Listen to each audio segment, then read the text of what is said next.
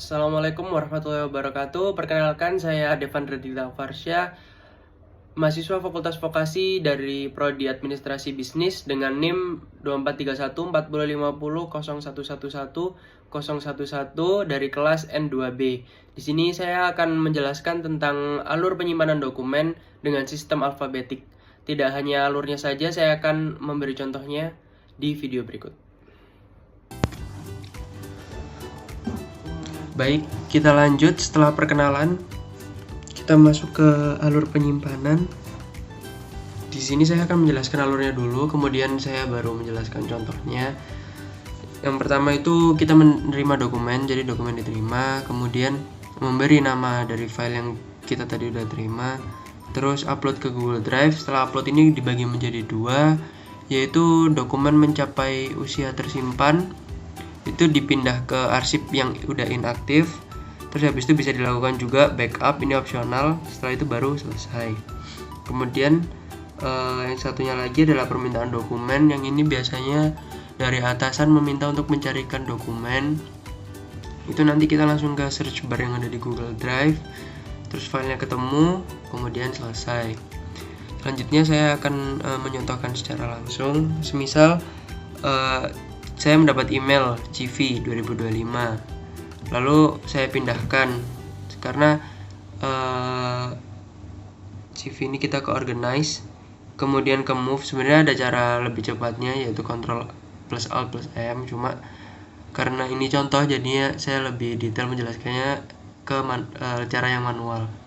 Kita move, kemudian ke drive perusahaan kita, kemudian ke arsip aktif karena ini masih CV, karena masih ada interview sebelum dia keterima. Jadi kita masih masukkan di arsip aktif karena masih digunakan. Terus karena sekarang tahun 2025, kita pilih tahun 2025.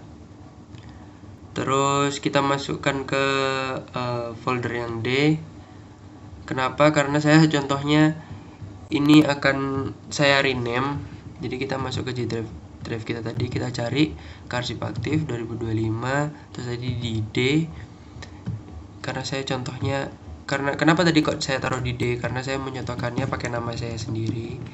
Jadi Devandra Dikta karena awalannya D underscore CV 2025. Kita oke. Ini cara memasukkan ke G Drive, terus memasukkan ke folder yang aktif. Kemudian untuk selanjutnya kita balik ke alur lagi, terus pindah ke arsip inaktif. Jadi pindah ke arsip inaktif ini semisal di arsip aktif kita cari anggaplah 2021, terus di folder G, oh ternyata masih ada grafik penjualan 2021 tutup akhir tahun. Apakah ada lagi? Misal di A, di B, oh udah nggak ada.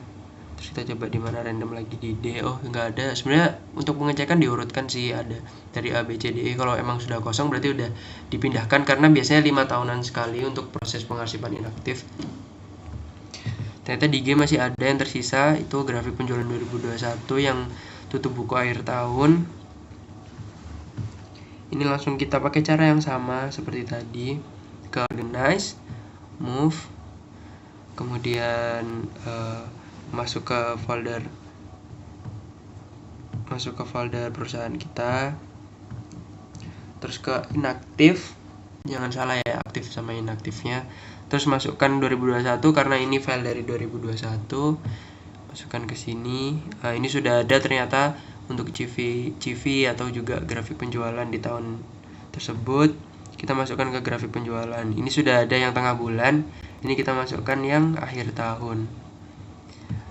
Untuk mengeceknya kita balik lagi, kita cek di arsip inaktif apakah sudah masuk atau belum. Tadi 2021, kemudian di grafik penjualan. Nah ternyata udah masuk ya, tadi tengah bulan, sama yang tadi yang belum, ternyata yang tersisa tutup buku akhir tahun. Itu untuk contoh dari pindah ke arsip inaktif. Kemudian untuk permintaan dokumen yang saya bilang tadi, itu permintaan atasan. Semisal kita sudah di drive kita, di drive perusahaan kita langsung search aja. Misal atasan minta tentang grafik penjualan 2021, terus grafik penjualan 2021.